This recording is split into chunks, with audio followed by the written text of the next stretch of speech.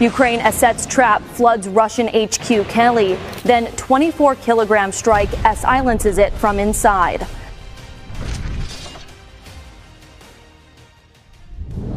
Zero 2:30 a.m. 3 precision rockets skim just above river fog, carving into dam controls with a deviation margin under 20 centimeters. The first breach looks harmless. Then, water rises at 1.9 cubic meters per second, turning trenches into wells and dugouts into sealed cups filling by the breath. Russian infantry scramble uphill. BMP engines roar. Rifles punch blind into a world barely visible past 10 meters. Panic isn't loud. It's wet, creeping, unhurried. As the river claims the low ground, 12 micro payloads slip beneath radar clutter, flying just inches above flooded earth. Not missiles, not bombs. Autonomous blades of code, each carrying 2 kilograms of focused force. They don't level walls, they knife through the fortress's lungs, opening ventilation and pressure seams from within. And a command post meant to endure artillery drowns instead. Now watch how a river became a weapon, and a fortress became a lake. Darkness sat thick over the tree line, not silence, not calm, but a held breath waiting to snap. 02:29 a.m., October 25th, 82 kilometers from the border, a 15-ton launcher idled beneath a canopy of wet pine and bare oak, its engine heat masked under thermal nets soaked in ice-cold river mud. For 93 minutes, operators had fought wind shear, humidity drift, and signal scatter. Every variable recalculated, every margin shaved. The targeting computer spat its final solution. Acceptable deviation, 19 centimeters. Anything wider and the river would not rise where they needed it. Anything wilder and a Ukrainian town of 5,700 souls downstream would wake underwater. The crew spoke only in hand taps. Words felt too heavy.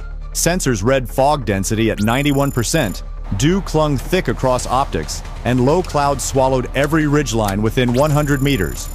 Even night vision struggled, drowning in white bloom. Russia had already erased 3 launchers this year: Iskander strikes, Lancet dives, guided counter-battery. To Moscow, the heat plume of a missile ignition was a siren calling hunters. Here, one mistake meant not a lost machine, but a collapsed flank and a drowned village. Precision wasn't strategy, it was survival. Inside the cabin, gloved fingers hovered above the fire controls. Outside, wind whispered through frost-stiff grass. A lone branch cracked somewhere in the dark like a distant rifle primer. A timer on the HUD rolled down the final seconds. 5, 4. Somewhere beyond that tree line, radar dishes swept in silent arcs, expecting missiles from the sky. Never imagining danger was curling quietly beneath their boots. 3, 2, 1. No speeches, no countdown call. Just a single press, and history inhaled. The horizon did not brighten, it tore. 02:30 a.m., 3 streaks ripped from the tree line, not arcs of fire but silent spears, pushing nearly 3.2 Mach across ink-black air. 49 seconds to destiny. No roar, no grand flare, only heat signatures flickering like ghosts against saturated clouds. Russian sentries heard nothing at first, only the hum of swamp insects and the distant churn of river foam. Then came a vibration, faint, a low pulse rolling through wet earth like an approaching train. Floodlights snapped alive. BMP-3 optics flared. Muzzles swung into a fog so thick you could taste it. A choking blanket of 90+% humidity and decomposing leaves piled 7 centimeters deep along the bank. For a heartbeat, no one understood. Then panic bloomed. Tracers carved pointless red arcs into vapor. A K-fire cracked, blind and frantic. One RPG whooshed into the dark and slapped the water 30 meters out, erupting into a useless fountain of spray. Their rifles weren't failing. Their vision was. On nights like this, even trained eyes struggle past 30 feet. Tonight, they were firing into a world they could not see. The rockets didn't care. They skimmed 8 feet over swirling mist, untouched by chaos below, gliding straight and merciless. 02:30 and 49 seconds, 3 impacts, crisp and surgical. No fireball, no cinematic boom, just bone-deep shock rippling through steel and concrete. A seam split, a control conduit buckled, and water, dark, cold, rising at 1.9 cubic meters per second, began crawling across the earth. Not a flood, not yet. A warning. Inside Russian dugouts, boots sloshed, radios hissed, voices rose. They climbed for high ground, exactly where Ukrainian planners intended. And this is where it turns, viewer. What happens when panic lights up the battlefield like a flare? Watch closely, because in the next chapter, machines learn to hunt through fear. Tell me, would you bet a fortress on the fog? The river did not roar, it whispered, and that was worse. 02:31 a.m.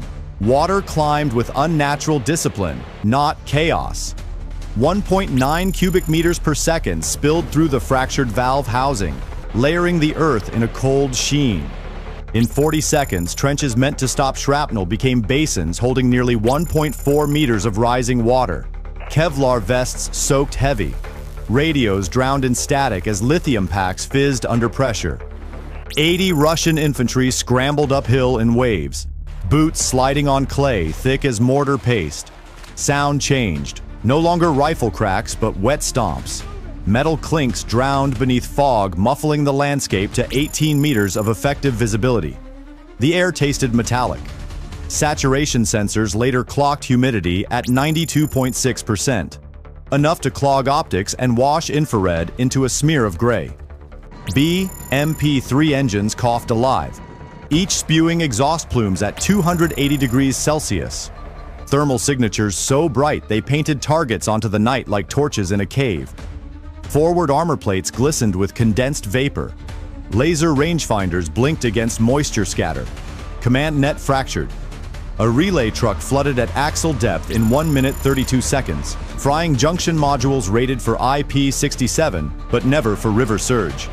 Backup antennas fell silent as water crawled into fiber couplings. Insulation swelled, micro arcs flickered, and internal breakers tripped one by one. Then the sky flashed. Not the battlefield, but far beyond. An Iskander climbed from launch rails 120 kilometers rearward, its plume caught by thermal satellites. Russia had triangulated. Too late. The Ukrainian launcher, metal still burning above 810 degrees Celsius, had vanished under tree canopy. 95 seconds from ignition to concealment. Half doctrine, all instinct. When impact came, it pulverized coordinates already abandoned, turning soil to black glass and reeds to ash. No triumphant cheer followed. No pursuit drones lifted. Instead, the river kept rising, seeping past rail sleepers, turning ballast into sludge, curling around steel lines that fed the front. A supply artery began to drown, quietly, methodically, the war shifting beneath boots, not above heads. A fortress was not falling, it was sinking. The flood had done its work. Panic had teeth now. 02:33:20 a.m. Russian command crews reached for certainty and found only noise. Field relays flickered, drone screens shimmered, and then a surge rolled across the spectrum like a silent avalanche. The electronic warfare grid snapped awake. A high-power emitter, Kassur-type array, pushed nearly 700 kilowatts of jamming energy through ground mist and low thermal layers. Frequencies bled into each other. Control channels dissolved. Laptops went white. Headsets hissed like boiling water. 28 Ukrainian FPV units, each no larger than a rucksack lid, flying under 2 meters above the river's rising skin, lost signal simultaneously. To most militaries, that moment is death for drones. To these machines, it was ignition. Autonomy engaged. Algorithms shifted. Servo micro actuators corrected pitch by fractions of degrees. Cameras switched to low light threshold mode. Optical flow grids locked to rippling surface patterns. LiDAR arrays pulsed short-range sweeps at 25,000 scans per second. The drones were no longer listening for human voices. They were reading air pressure, following humidity gradients, and navigating by the geometry of water, fog, and tree line, instinct forged in code. Russia saw a threat, but the wrong one. Nebo-class radar completed its 6-second sweep. It tagged 12 elevated returns, decoys cruising higher, forcing the system to classify them as priority inbound. 2 long-range missiles fired, each worth more than $1.6 million, each tearing into empty altitude. The real strike force stayed invisible. Down at water level, the drones skimmed like steel insects, tucked in the blind seam where radar clutter meets river vapor. Leaves, water vapor, and thermal backwash formed a mask thicker than armor. A perfect corridor. On a ridge above, Pantsir crews rotated turrets, adrenaline high, optics scanning for heat. Engines throbbed at idle exhaust plumes climbing to 290+ Celsius, painting targets against the cold basin air. They were ready to fight shadows in the sky. They never expected danger crawling underneath their guns, patient, precise, and closing fast. The battlefield narrowed to meters and milliseconds. 02:35 a.m. The first Pantsir fire control lock snapped into place. A targeting reticle bloomed across an operator's screen, pinning a single low-flying trace. The lieutenant whispered the command. A 57 E-6 missile erupted, clearing the tube at 2,300 miles per hour, its seeker cone dragging vapor in a white scar across the fog. The drone reacted first. No human reflex, no hesitation. Its onboard logic broke trajectory by 42 degrees in less than 19 milliseconds, dumping altitude, bleeding speed, then pitching back into the river's humidity pocket. Telemetry packets pulsed across the swarm, missile vector bearing wake turbulence. The missile struck its own confusion, a blossom of harmless spray as its proximity fuse triggered over empty water. The Pantsir scored 1 kill seconds later, a 3-second cannon burst shredding a drone into a brief flash and falling shards. But angles betrayed them. The turret could only cut one axis at a time. Rotation lag measured not in seconds, but in hundreds of milliseconds. Enough for 3 more drones to slip through the opening like threads through a needle. Across 180 meters, the Ukrainian swarm split. 4 units rose to ventilation intakes, 8 hugged foundation contours. Each carried a compact penetrator, barely 2 kilograms, but engineered for narrow channels and structural seams. LiDAR mapped steel thickness. Airflow metrics pinpointed vents rated for positive pressure against NBC threats.